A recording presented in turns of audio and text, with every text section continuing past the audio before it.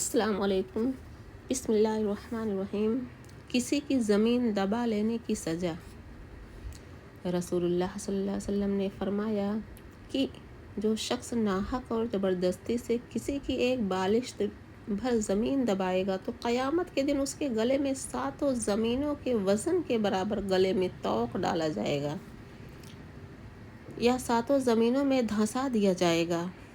فائدہ: اس لیے ہر مسلمان کو چاہیے کہ کسی کا حق تھوڑا ہو یا بہت ہرگز اپنے ذمہ نہ لے، چاہے ایک پیسہ یا ایک سوئی ہو۔ حقوق العباد سے جہاں تک ہو سکے بہت بچیں۔ چغلی کھانے کی سزا۔ ارشاد فرمایا حضور پاک صلی اللہ علیہ وسلم نے کہ چغل خور جنت میں نہیں جائے گا، اور خدا کے سب بندوں میں سب سے برے بندے وہ ہیں جو چغلیاں کرتے ہیں اور ایک دوسرے میں فساد کراتے ہیں۔ مسئلہ: اگر کوئی شخص کسی کو ناحق تکلیف دینا چاہتا ہو تو اس کا بتلا دینا اچھا ہے، بلکہ ثواب ملتا ہے۔ وعدہ پورا نہ کرنے کی سزا۔ ارشاد فرمایا حضور پاک صلی اللہ علیہ وسلم نے کہ جو شخص امانت میں خیانت کرے اس میں ایمان نہیں، اور جس کو وعدہ پورا کرنے کا فکر نہ ہو اس میں دین نہیں۔ مسئلہ: وعدہ کرنے کے بعد اگر کوئی دین یا دنیا کا نقصان ہوتا تو پھر معذوری ہے۔ مسلمان کا عیب کھولنے کی سزا۔ ارشاد فرمایا حضور پاک صلی اللہ علیہ وسلم نے کہ جو شخص اپنے بھائی مسلمان کا عیب چھپائے گا اللہ تعالیٰ دنیا میں اور آخرت میں اس کا عیب چھپائے گا، اور جو شخص اپنے مسلمان بھائی کا عیب کھولے گا اور اس کو رسوا کرے گا اللہ تعالیٰ دنیا اور آخرت میں اس کا عیب کھولے گا اور اس کو رسوا کرے گا، اور اپنے بھائی مسلمان کا عیب چھپانے والا جنت میں جائے گا اور عیب کھولنے والا دوزخ میں جائے گا۔ اس لیے اچھی بات یہ ہے کہ کسی کا عیب تلاش ہی نہ کریں، اگر معلوم ہو جائے تو کسی پر ظاہر نہ کریں۔ ہمسائے کو تکلیف دینے کی سزا۔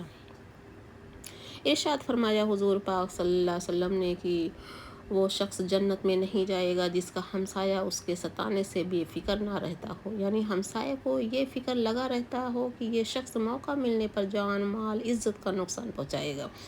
ایک بی بی نے حضور پاک صلی اللہ علیہ وسلم سے دریافت کیا کہ یا رسول اللہ، ایک عورت ہے کہ وہ نماز روزے کی پابند ہے اور بہت عبادت کرتی ہے، مگر ہمسایوں سے لڑائی فساد کرتی رہتی ہے اور ہمسائے اس سے ناراض ہیں، اس کے بارے میں کیا حکم ہے؟ آپ نے فرمایا وہ دوزخ میں جائے گی۔ پھر اس بیوی نے عرض کیا یا رسول اللہ، ایک ایسی عورت ہے کہ وہ 5 وقت کی نماز پر وقت پر پڑھتی ہے مگر زیادہ عبادت نہیں کرتی، مگر کسی ہمسائے سے لڑتی جھگڑتی نہیں، ہمسائے اس سے خوش ہیں، اس کے بارے میں کیا حکم ہے؟ آپ نے فرمایا وہ جنت میں جائے گی۔ پھر آپ صلی اللہ علیہ وسلم نے فرمایا کہ جو مرد یا عورت اللہ اور اس کے رسول کو سچا مانتا ہے اس کو چاہیے کہ پڑوسی کا حق ادا کرے۔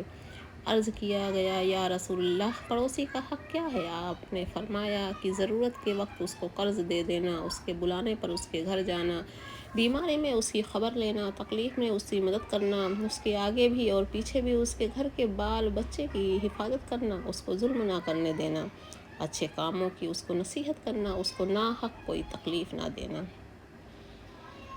افسوس یہی ہے کہ آج کل پڑوسیوں کو تکلیفیں دی جاتی ہیں، اللہ بچاوے۔ کنجوس کی سزا۔ رسول کریم صلی اللہ علیہ وسلم نے فرمایا کہ بخیل یعنی کنجوس آدمی اللہ تعالیٰ کا دشمن ہے، چاہے وہ کتنا ہی عبادت کرنے والا ہو۔ اللہ تعالیٰ قسم کے ساتھ فرماتا ہے کہ میں بخیل کو جنت میں داخل نہیں کروں گا، اور اللہ تعالیٰ 3 قسم کے لوگوں کو دشمن سمجھتا ہے: ایک بخیل مال رکھنے والا، دوسرا بوڑھا زنا کرنے والا، تیسرا احسان کر کے جتلانے والا۔ بہتان لگانے کی سزا۔ ارشاد فرمایا رسول اللہ صلی اللہ علیہ وسلم جو شخص کسی مسلمان کی ایسی بات کی تہمت لگائے کہ وہ بات اس میں نہ ہو تو اللہ تعالیٰ تہمت لگانے والے کو دوزخ میں ایسی جگہ ڈالے گا جہاں دوزخی لوگوں کا خون اور پیپ جمع ہوگا، اور مرد یا عورت کو زنا کی تہمت لگانے والے کو دنیا میں بھی شرعی سزا یہ ہے کہ لوگوں کے سامنے اس کے 100 درے مارے جائیں گے۔ غصہ کرنے کی سزا۔ رسول اللہ صلی اللہ علیہ وسلم سے ایک آدمی نے عرض کیا کہ یا رسول اللہ، مجھے کوئی ایسا عمل بتلا دیجئے کہ جو مجھے جنت میں لے جائے۔ آپ نے فرمایا غصہ مت کرنا، بس تیرے لیے جنت ہے۔ پھر حضور پاک صلی اللہ علیہ وسلم نے اپنے دوستوں سے فرمایا کہ تم اپنے اندر پہلوان کس کو سمجھتے ہو؟ عرض کیا گیا جس کو آدمی گرا نہ سکے۔ حضور پاک صلی اللہ علیہ وسلم نے فرمایا وہ پہلوان نہیں بلکہ پہلوان وہ ہے جس کو غصے کے وقت اپنے اوپر قابو ہے۔ اور حضور پاک صلی اللہ علیہ وسلم نے فرمایا کہ دوزخ میں ایک ایسا دروازہ ہے جس میں سے کوئی شخص داخل نہ ہوگا مگر جو اللہ کو ناراض کر کے اپنا غصہ پورا کرے۔ فائدہ اللہ اور رسول صلی اللہ علیہ وسلم کی نافرمانی دیکھ کر غصہ کرنا تعریف کے قابل ہے کہ وہ اللہ تعالیٰ کی رضا کے لیے ہے، اور ایسا غصہ کرنا درست ہے۔ اور فرمایا حضور پاک صلی اللہ علیہ وسلم نے کہ بعض آدمی ایسے ہوتے ہیں کہ ان کو دیر میں غصہ آتا ہے اور جلدی اتر جاتا ہے، اور بعض لوگوں کو جلدی غصہ آتا ہے اور جلدی اترتا ہے، اور بعض ایسے ہیں کہ ان کو غصہ جلدی آتا ہے اور دیر میں اترتا ہے۔ ان میں اچھا وہ ہے جس کو غصہ دیر میں آئے اور جلدی اتر جائے۔ خوب سمجھ لو، غصہ آدمی کے دل میں ایک آگ کی چنگاری ہے کہ تم نے اس کی آنکھوں کا سرخ ہونا اور گردن کی رگوں کا پھول جانا دیکھا ہوگا۔ یہ آگ کی گرمی کا اثر ہے۔ بس غصے کا اثر معلوم ہو تو عاجزی کے ساتھ زمین کو لپٹ جائیں اور خیال کریں کہ مر کر خاک میں مل جاؤں گا۔ حرص، غصہ، بغض، کینہ، غیبت و مکر و فریب رات دن کرتا ہے عمر بے بقا کے واسطے۔ کام دوزخ کے کرے اور جنت کا ہو امیدوار، قصر جنت تو بنا ہے پارسا کے واسطے۔ مسواک کرنے کے فائدے۔ رسول اللہ صلی اللہ علیہ وسلم فرماتے ہیں کہ اگر مجھ کو امت کی تکلیف کا خیال نہ ہوتا تو مسواک کا کرنا فرض کر دیتا۔ مسواک کرنے کے بہت سے فائدے ہیں۔ سب سے چھوٹا فائدہ یہ ہے کہ منہ صاف رہتا ہے، اور سب سے بڑا فائدہ یہ ہے کہ مرنے کے وقت کلمہ شریف منہ سے نکلے گا اور مرنے والے کی بخشش کا ذریعہ ہے۔ مسواک کرنے سے اللہ اور رسول خوش ہوتے ہیں، اور جس وضو میں مسواک نہ کی ہو اس سے 70 حصے زیادہ ثواب اس وضو میں ملتا ہے جس میں مسواک کی ہے۔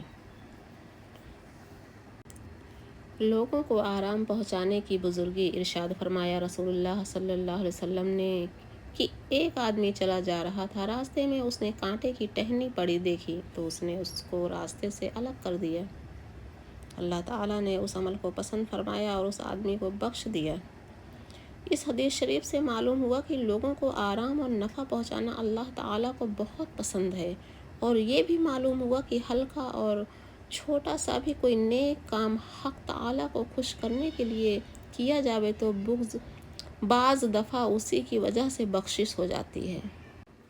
نیک کام بتلانے کا ثواب۔ ارشاد فرمایا رسول اللہ صلی اللہ علیہ وسلم نے کہ جو نیک بات کسی کو بتلائے گا تو اس کے کرنے والے کے برابر ثواب ملے گا۔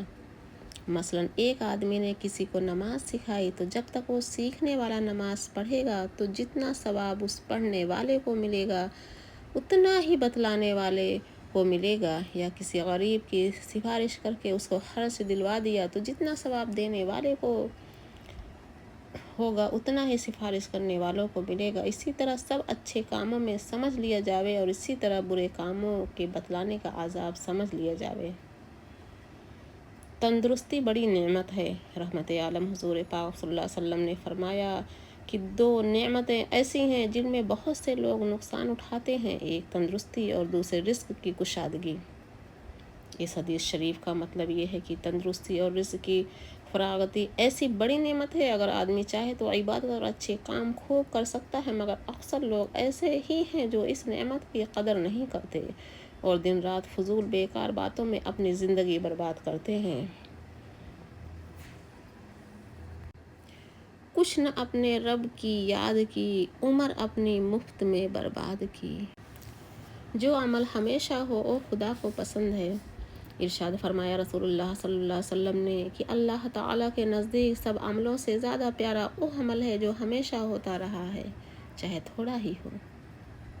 مطلب یہ ہے کہ اللہ تعالیٰ اس اچھے عمل اور عبادت کو زیادہ پسند کرتا ہے جو ہمیشہ ادا ہوتا رہتا ہے، کیونکہ ہمیشہ عمل کرنے والا خدا کی یاد سے غافل نہیں ہے، اور ہمیشہ عمل جاری رکھنے سے چاہے تھوڑا ہی ہو دل میں نور پیدا ہو جاتا ہے اور کبھی کر لیا اور کبھی چھوڑ دیا، اس میں دل میں نور پیدا نہیں ہوتا۔ جیسے بجلی چمکنے سے اس وقت تو روشنی ہو جاتی ہے مگر پھر اندھیرا ہو جاتا ہے۔ یہی وجہ ہے کہ اللہ تعالیٰ کے پیارے بندوں نے جب کوئی نفلی عبادت اللہ تعالیٰ کی یاد کے لیے شروع کی تو اس کو ہمیشہ کرتے رہے، تو اللہ تعالیٰ نے اس کو اپنا پیارا بنا لیا۔